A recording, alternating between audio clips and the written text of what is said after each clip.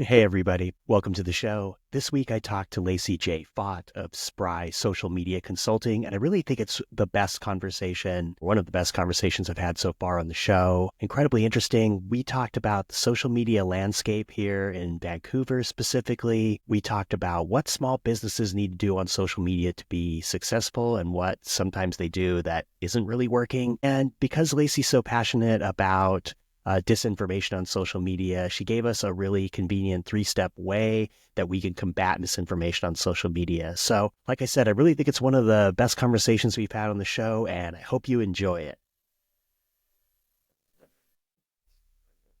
Hey, everybody. Hello, and welcome to the Spotlight Vancouver podcast. I'm your host, Doug Varenas, licensed real estate agent in Washington and Oregon. And today on the show, I'm back with a guest, and not just any guest, a lovely guest, Lacey Fott, aka Lacey J. She is the founder and CEO of Spry Social Media Management and Consulting. She's also the co-author of the book Down the Rabbit Hole: Slowing the Spread of Misinformation and Propaganda on Social Media. And she's also been involved in negotiating Mideast peace recently. No, I just... She does not. That last part, well, you've done so much. That last part was not true. But the book and the company is true, and it's a lot. And I want to congratulate you on your success and being a CEO and a badass boss, because especially in a city the size of Vancouver and, kind of being a smaller city, I just admire anyone who can start a business and have it be successful. And having kind of done that myself and still going through that process, I think that's fantastic. And I want to congratulate you on your success. Thank you. Now, listen, I might not be a peace negotiator, but I do some other hard things. One interesting fact you might not know about me is I dance for the Portland Winterhawks ice hockey team, too. There's a dance team called the Rosebuds dance team, and we dance on ice at the home games. So, I mean, that's not peace negotiation, but it's pretty hard to dance on ice, I'll tell you that. You know what? It's hard to be violent or have those kind of tendencies when you're dancing, I find. So I think maybe it is kind of a peace negotiation. I saw that on your social media. I saw you dancing, and that's great too. That's cool. Yeah, it's fun. I've been a lifelong dancer, danced all the way through college at Washington State University, where I went to school and got my degree in broadcast news and political science as a Crimson Girl at Washington State University. So took like 8 years off when I had kids and then came back to do something that I love. That kind of can keep me focused in my work if there's something that I'm really passionate about that I'm doing on the side as well. Yeah, and we were talking a little bit about that before we started recording, that you were a broadcast major. And I mean, it makes sense that it sort of led you to this point in time where you founded this company that does social media management and consulting. So are you from Vancouver? You're from the Washington area originally? Yeah, I grew up in Battleground, Washington. Oh, okay. So super local. And then I also was wondering if you were a digital native, as they say, because I'm kind of, I'm like Gen X. Nobody talks about Gen X anymore, but I grew up without internet. Ooh, that's crazy. And so I was wondering if you, grew up immersed in sort of being online and having social media be part of your life. Well, I'm an elder millennial. Okay, so I still had to write my papers in high school using Encarta Encyclopedia, like the disc that you would put into the desktop computer that the family shared in the kitchen area. But then, as I'm in high school, we're getting AOL, and I was on Instant Messenger with my friends, and social media really rolled out while I was in college. So I was at WSU from 2006 to 2010. And I'll tell you what, I got very good at social media stalking. Like, you meet one person and you know only their first name, and I could find my way to getting connected to them. And those skills have just continued to flourish as I've used them in my career too. Yeah, that relationship status, man, I was all over that. Like, that was a genius move. I'm like, I got to go back and find out. This is kind of towards the end of college, but it is a different ball game, So I've seen it go from nothing to like, kind of required for people, especially businesses. And when I was in college getting my broadcast news degree, there was no education on social media at that time because it wasn't something that was used for business marketing at all at that time. So what I found really interesting is what we were really doing in broadcast news was figuring out how to take something big and complicated that people care about and package it down into something small, succinct that can get a message across quickly. And that's really exactly what we're doing in social media with all of the businesses and organizations that we're working with, is we're learning all about their brand personalities, their business objectives, their target audiences, and we're breaking that down into, 2 to 5 sentence posts that have to move people towards action. And it's worked out very well. So, and as we've continued having more video content and podcast style content, I've been able to apply everything that I learned into my career, which I'm very grateful for. Yeah, not a lot of people can do that. Like, I'm a geography major, and I'm not even good at following a map. It's fun. I like to travel, but it didn't really work out as far as a career because it went towards like computers. Actually, it's a really good career now because if you get into like computer mapping, obviously it's everywhere. But I was one of the last classes that did pen and ink map making. So wow, you are ancient. Exactly. You're telling me you're a cartographer. Geez, yeah. He's an ancient cartographer. I rolled out a scroll in my pen and ink quill and wrote it down. And I rode a dinosaur to school too. How cute. So were you always, I know, it's adorable. It's a little cute, one of the little cute ones. Did you majoring in that, were you more on the social media side? Was that your interest, or was it more broadcast, like being in front of a camera or a microphone, kind of like a talking head, kind of way, or was it more social media? I thought that I was going to go into sports journalism and be a face of broadcast news. So that was my overall goal. I had my internship at Fox Sports Northwest and was able to go to the Mariners games and interview Felix Hernandez and Ken Griffey Jr. I mean, that was super cool, and I really enjoyed that. That is cool. It was fun, and there's a part of me that wonders what my career could have been like going that path. But I just didn't even end up looking for work in that once I got my degree. I just wasn't sure that the lifestyle was going to be what I wanted. And so I started looking for jobs in marketing with my communications degree. And the first job that I ended up getting was in digital marketing, doing website development and SEO. And I worked there for 8 months. And that company kind of fell apart a bit, but I learned so much and built such good relationships with some of the clients that I started my business immediately after that 8 months of working with that company. And that's all I've done for the rest of my career. So this is my 14th year of having my business, and started with... wow. Yes. So started with website development and SEO, but as social media became something that was used for businesses, I started from the very beginning that it was even an option to use for businesses, and started selling that service, and then got rid of all the other ones as the business evolved. Yeah, because 14 years it's like me and my dinosaur. Like that's you that's were true. like that's like MySpace. I guess that was still Facebook, but I mean, you saw a lot of websites come and go, a lot of companies come and go.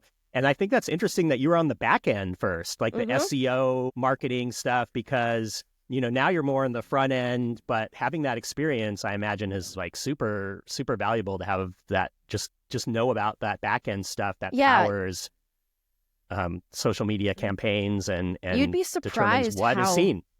You'd be surprised how much the website and social media technical backend play into each other. To be able to get more specific audiences, you have to install a pixel on a website to start gathering IP information for the people who are visiting your website and what you can do with that. And so being able to have that lexicon and that understanding of how and why things work on websites has translated very well into being able to run successful social media campaigns. Yeah, that's such an advantage. And I'm not sure, I don't think a lot of people have that, because they might be good at the sort of showy upfront stuff and making a catchy campaign, but they don't know the technology that goes behind it and sort of how you can tweak the metrics to have an increased chance of getting it seen. Yeah, like a holistic view of the whole ecosystem. Yeah, and 14 years, I did not know you had been in business that long. Shame on me. Well, most 14 years in a... most people look at me and would not think that that's true. You know what I mean? Most of the time when I say that number, people's jaws kind of drop. As a younger woman, I'm like 36. And so I started this business when I was 22. And so anytime that I drop that 14-year number, people are just kind of shocked, which to me feels great. That's like a little bit of an ego boost to me every time. I'm like, take it as a compliment. I just think being in business for 14 years and then at 22, what was that like starting your own business at such a young age? I mean, 22, I was pretty clueless. I was, I took care of myself, but I wasn't starting a business. So I'm curious on what that process was like for you. It was really hard. I'm glad I did it, and I would do it again 100 times because of the freedom that I've been able to have as an entrepreneur. But it was really hard. I was having babies at that time too. So I got married when I was 21, and I had my first baby at 23, my next at 25. And I was on my own for my business for my first 6 years too. So when I was in labor with my first baby, I'm on sales calls. I'm like swaying back and forth through a contraction, and I'm talking to one of my partners, and he's like, what do you think about this? I'm like, okay, I think it could probably be in this range. I can put an estimate together next week for you. I behaved in a way that I would never let my employees do that now. You know what I mean? Like my employees who have had babies working for me, they're off at least, 2 weeks before their delivery, and they've got 6 weeks after. And I didn't take a day off, and I'm not proud of that. I'm not proud of it.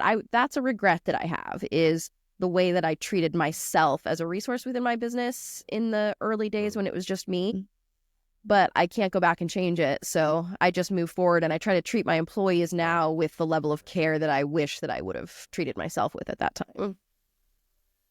Yeah, that's something that because you really were doing it all there. And I think sometimes we like to celebrate the hustle culture, but there's a price to be paid for owning your own business and being the boss. So I like the freedom, but there's also, I'm sure there's a lot of business owners have regrets about things they missed because they're working on building that business.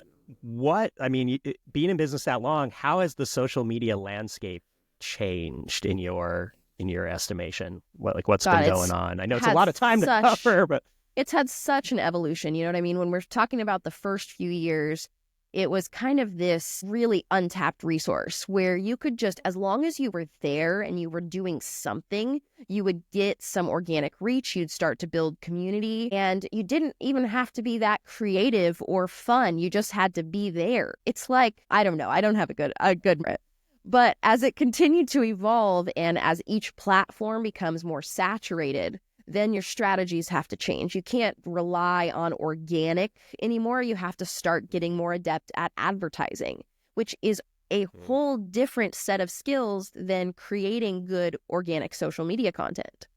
So we go from being really good at creating consistent content to being very creative with content to being adept at advertising.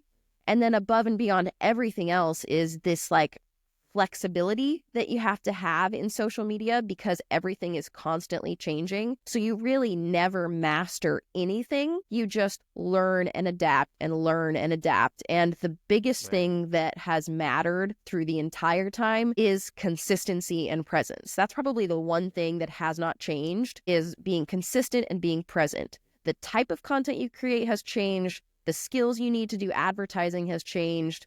But above and beyond anything else is just the importance of consistency and presence. And probably if we were going a little bit more detailed, like intentional presence, especially as small businesses, we can't be everywhere all the time. So we have to identify this perfect conjunction between the social media channels that we are most adept at being on, right? Whether that means somebody is good at being on camera, or they're happy to be in photos, or they're good writers and they have good content that can translate to writing. So which platform they're most suited for, multiplied by what platform their target audience is actually spending time on. And that's where that intentional presence comes in, is that factor between where you're good at showing up and where your audience cares to be already. And that's a constant. It's interesting that you mentioned the advertising, because I mean, I'm still in my social media presence, I still relying on organic, and like it's been kind of hit or miss. So it's interesting that you mentioned like it's moved towards a more advertising centric model. Yeah. It's just it depends on the it's platform. so much for a business. Right. And it's such a science now that I can see businesses, and even myself in my social media, like a lot of people are making content, but maybe it's unfocused. They're kind of just like throwing stuff up, but it's not as intentional as they'd like. And I see that a lot in real estate and as well as other industries. But I think that's really interesting, your viewpoint on just how it's gone to that advertising model. Because I don't run a lot of social media ads because I'm like, I can get, I'm trying to get organic because it's free. But, maybe that's not the strategy. So, well, there's it's constantly changing. In order of least to greatest ability to get organic reach, on Facebook, you will get nowhere without ads. Zero. You will get nowhere. Your reach will be such a small percentage that on Facebook, if you're not doing some sort of ads, it's almost a waste. Next, I would put is Instagram. Instagram, there is still some room to get organic, especially if you're willing to do some hard work of what we would call presence management, where you're looking for other places where your target audience is and you're engaging with them there, and that's drawing them over to your profile without you having to pay for them. And then TikTok, who knows with that platform right now, but... Oh, we dodged a bullet on that one. It's TikTok's back, baby. Well, you can't download it still. It's just on your phone. If you have already downloaded it, it's still there, but you can't download it. I've already got it. I didn't... It's in like a moratorium. It's in the app jail or something. Yes, you got it. And then the one that is the platform that is the most fertile ground for organic reach right now is LinkedIn. On LinkedIn, that's where if you have zero ad budget, that's your place, because you can still make a really good amount of impact on LinkedIn with no ad budget. I've heard Gary Vee talking about LinkedIn and live shopping recently. It's been, man, I gotta love Gary Vee. I don't know. Sure you do. Why not? Yeah, I mean, why not? I take him or leave him. But I was like, LinkedIn, okay. Is the social media landscape different in this area? Like, does the Northwest have a specific vibe that works better for businesses, or is there something that businesses need to keep in mind that's region specific when it comes to social media? I know social media goes out everywhere, but for local businesses, they're looking to attract an audience that's local. Have you seen any difference between what's working in like or Manhattan or a bigger market or something, and then kind of, is there any region specific things business owners need to know about social media?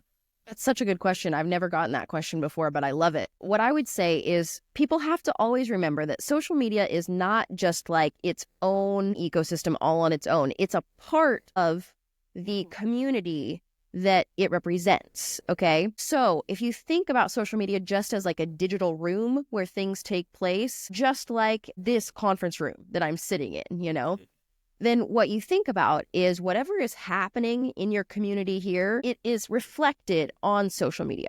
So communities that are smaller, more tight-knit, more connected through associations, networking groups, clubs, schools, Facebook, city or county pages. You know what I mean? Like those kind of intertwined personal connections that happen in real life are reflected in social media behavior as well.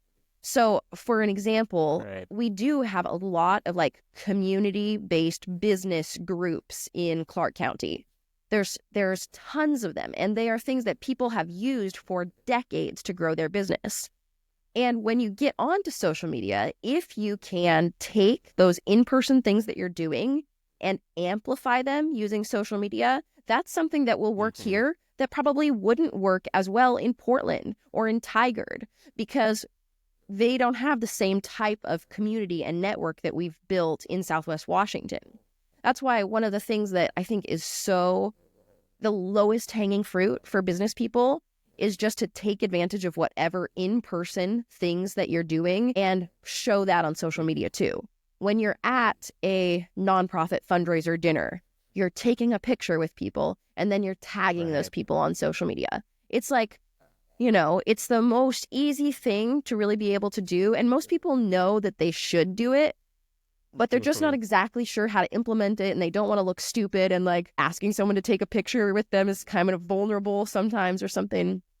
But those are the things that really make a huge difference with social media, especially in our region. So you're sort of amplifying your involvement in local events in the community and showing that you're a part of it. You're active and you're participating, and you're not just kind of blasting out stuff that's And that makes a lot of sense for it makes a lot of sense for sorry, go ahead. Most business owners who have been in business for a while understand that concept in real life. They've been a part of these organizations for a long time because of the way that it has improved their business and kept a steady stream of leads coming to them over time. So if we can just get across to people that the exact same process is happening digitally if you use it, that's when a light switch can turn on for business owners, and they see it as not so much of a complicated algorithm and more like an extension of what they're doing within their community already. Right. And it takes the burden off them having to create content rather than just sort of reflecting what they're already doing, which I find to be super refreshing, because it's just more, I'm just showing what I'm doing rather than like artificially creating something that I want you to watch. Yes. And I think people value that maybe more in the Pacific Northwest. I think of people like, they're always talking about community and giving back, and I mean, it's not just here, but I feel like that's a big part of the Northwest culture I agree. is community. And so that makes a lot of sense just to reflect you're already involved in the community. And then the science behind, there is science behind it too, because when you take that picture with somebody and then you go on to LinkedIn and you tag the other people and you tag the organization that put it on, especially on LinkedIn, anytime you tag them, it's going to increase that overarching reach. And then if that person engages, all of a sudden, all of those people's connections are going to get that piece of content in their feed too. So it ends up yielding a huge amount more organic reach than if you were just creating a post that was like selling your services, because it's amplifying this network that already exists for you. So it's easy and it makes sense. And also it just yields a much higher return. I think it feels better for everybody too, because I have struggled personally with like authenticity. That's like kind of a buzzword now. Like I want to get out there and I want to get my services out in the community, but like, how do I do that in a way that's true to me and doesn't feel like I'm in a performance or something? So I think that's a great insight, because the consumer is super savvy now. Like they can see through your like spiel about, and your highly edited stuff on social media. I feel like it's just a more authentic way to reach people. So I think or it's your a great chat insight. GPT caption. Oh yeah, I can can't say spot I those a haven't mile used. away. I know. I can't say I haven't used AI to create a title to something, but that's fine. That's good. It's a balance. I think you got to go back and edit it though. Yes. I mean, you can't just turn out the stuff and just feel like people aren't going to be able to pick up on that. So we talked about it a little bit, but like the strategy for small businesses here, like if I'm a small business and I want to get started in social media, but I have no clue where to start, what would be the first thing I could do? Because I don't think it's an option anymore. Social media, I mean, I feel like as a business, you have to do it in some form. I think so too. So step one is figuring out and just really identifying who your target audience is. That target audience understanding will allow you to pick which platform you should spend your time on. Because if you're just starting, you don't have time to throw spaghetti noodles everywhere. You got to throw one noodle in one mouth and you got to make the basket. Keep going. Oh, you combine so many just things. Let there. it go. It's like sports metaphor with food. Oh yeah, that's in there. Okay, so that's the most important thing. It's a lot of times it's broken down based on age, simply age. And then a lot of time it's also broken down based on what your hopeful call to action is. Okay. So if your target customers are over 50, you're just going to go on Facebook. that's your best option. If your target customers are between 20 and 40, Instagram's going to be a great place for you. TikTok could also be a great place for you. If any of your work is business to business, LinkedIn's going to be a good platform for you. Okay. Sometimes I get even more granular. Sometimes people don't necessarily think about YouTube as a platform too. I was just going to ask about YouTube. We haven't talked about YouTube very much. We also work with, like, a lot of our clients are industrial clients. Surprisingly, we've got a lot of welders and fabricators and erectors. It's an interesting industry because they have really cool projects to showcase. You don't sell a bridge, you know what I mean? But you've got to connect with the right people in your industry. And by showing off your projects and capacity, you can do that. But the people who are your target audience aren't scrolling Instagram looking for some sort of business opportunity. But they may very well be spending time on YouTube, researching or learning something, and having your YouTube short or a little ad in YouTube is going to speak way better to, you know, this more male in 35 to 50 range who's going to be on YouTube and is not going to be scrolling Instagram Reels. So I would stop if I saw some welding, though. See, that's what I'm telling you. I would stop the scroll for. I'm interested. I mean, I think it's cool. Like, if people did welding videos, I'd be all about it. Like, I would stop because you don't see that very often. Yes. So then you have to think about what kind of behavior you want to get out of your target audience. Are you trying to connect with them so that you can increase your network? Are you trying to drive traffic to your website? Are you trying to get more followers and build a greater community? Each platform is a little bit better at any of those goals. And so we have to figure out that on top of it. So that's the two things that you're really looking at when you're trying to pick a platform.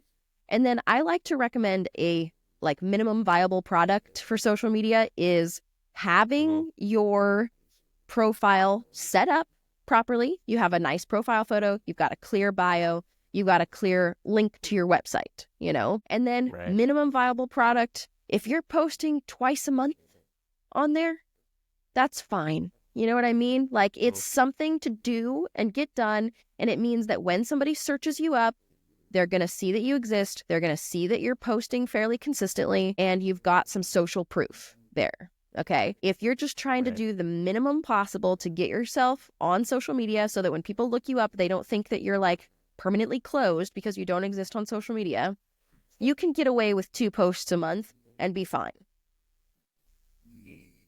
Yeah, it would be that consistency point that you mentioned. Like, consistency doesn't mean necessarily every day. It just means consistency at whatever pace that you're able to. And I liked in the beginning when you mentioned like having a clear value proposition. I find like that's the thing. Like, if you can't explain what you do in like a sentence, it's going to get really confusing for people. And I've seen this happen a lot where I'm just like, I don't know. You see it in websites, but I also see it on social media. Like, I'm not sure what's the deal? What are you doing? What's the business? So I appreciated that point too. But yeah, it sounds like you need to get the foundation started. You can't build the house without the foundation, right? With the spaghetti, you can't throw your spaghetti. Shut up about the spaghetti. Open your mouth and build the foundation is what I'll say. One time I have a client actually who's in the office behind me here.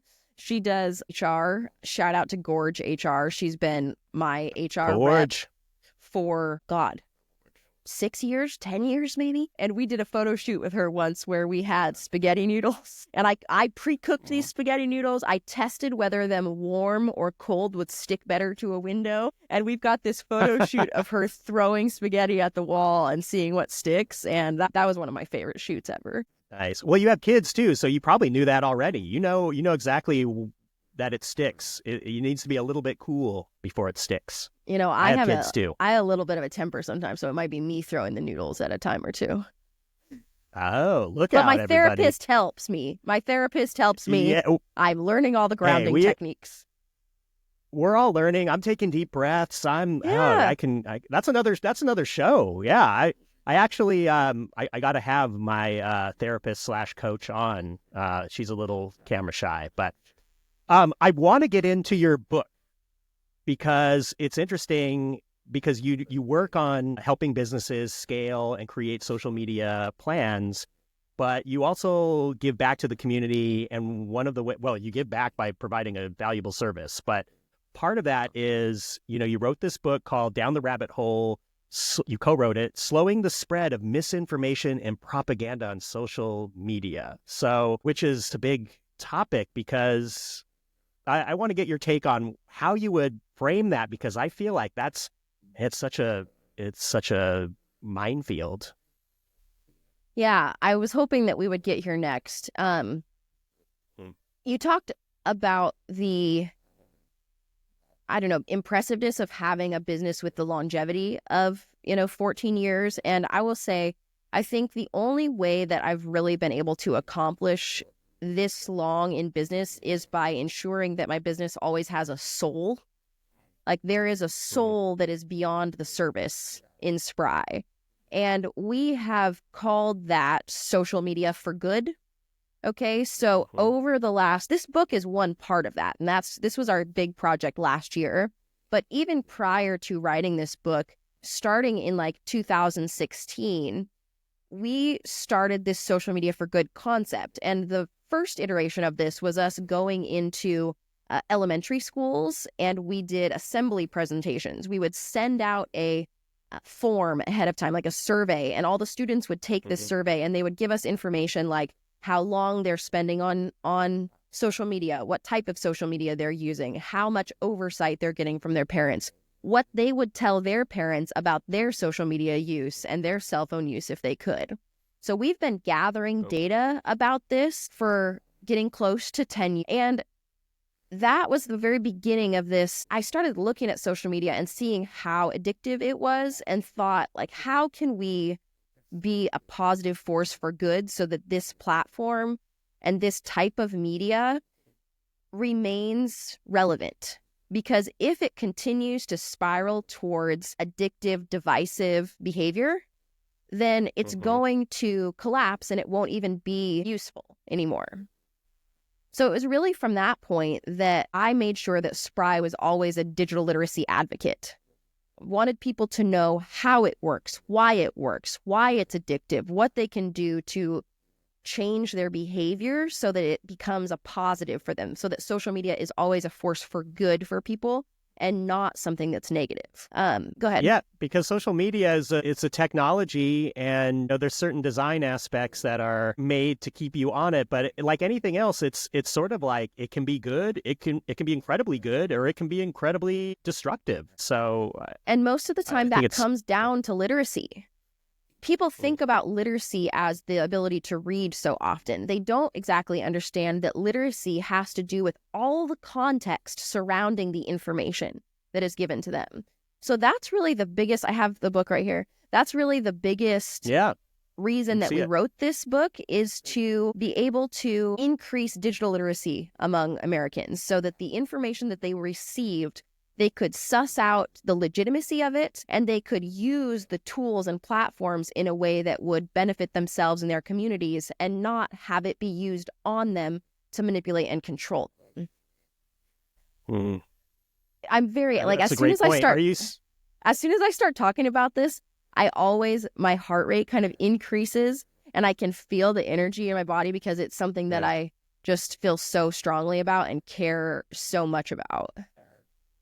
The passion is coming through. I think it gets kind of talked about, but not really. And I don't think we're teaching kids those tools of how to identify, at least check things, at least, kind of verify. I mean, my brother was on social media during the holidays, and he's like, Morgan Freeman died. And I was like, oh, that's weird. I didn't hear anything about that. Come to find out, not even true. So it's just, there is a lot of misinformation out there on everywhere of all kinds. And are you guys still going into schools, or what's your role these days with promoting literacy for social media?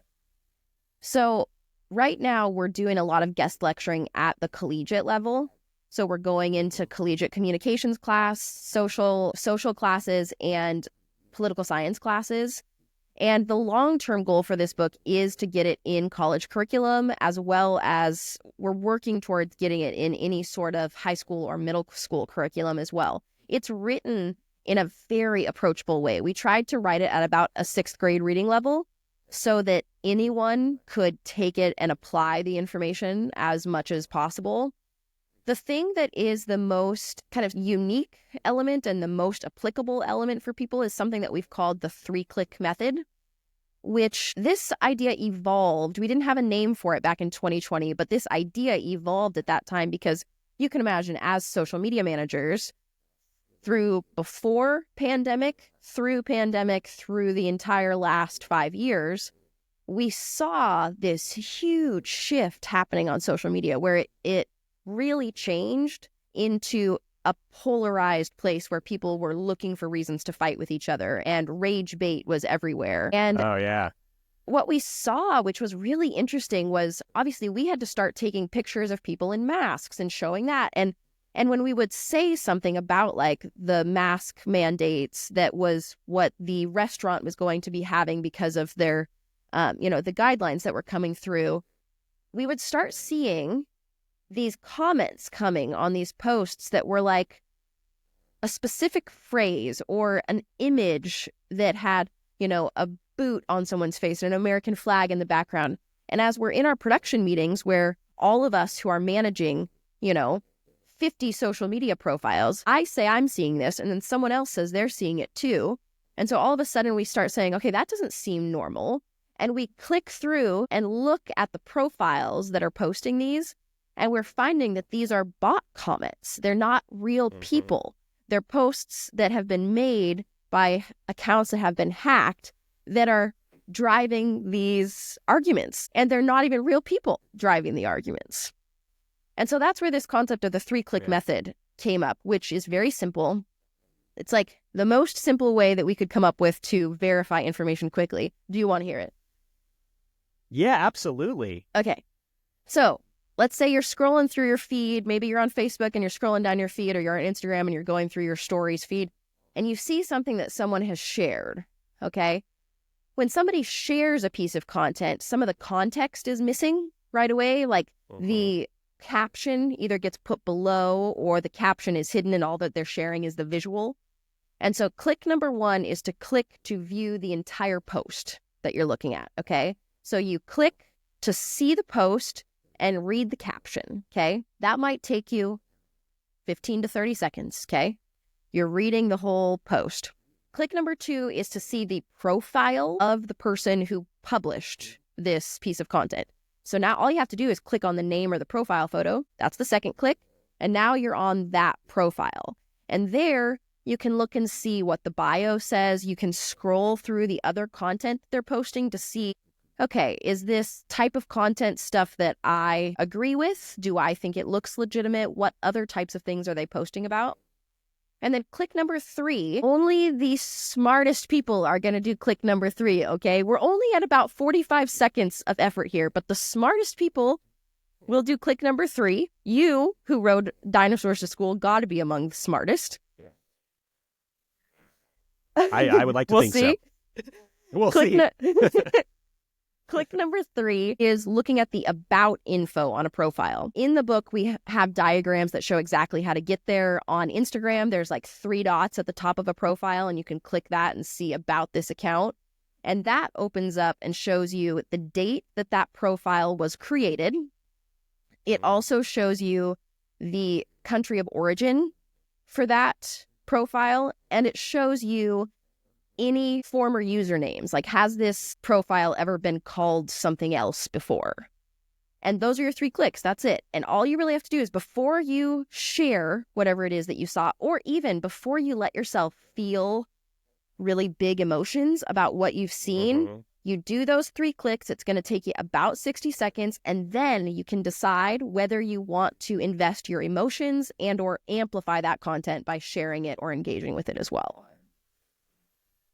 Yeah, and it doesn't take a lot of time. I guess I hope people would do that, but I mean, I just know in this like world, I hope people will do that, but I know it's so easy to hit that share button right away because you're fired up. But I like the point of just like taking a minute to be like, this doesn't have to have control over me. Like, I don't have to get fired up about this. Like maybe it's not take even a few true. seconds before.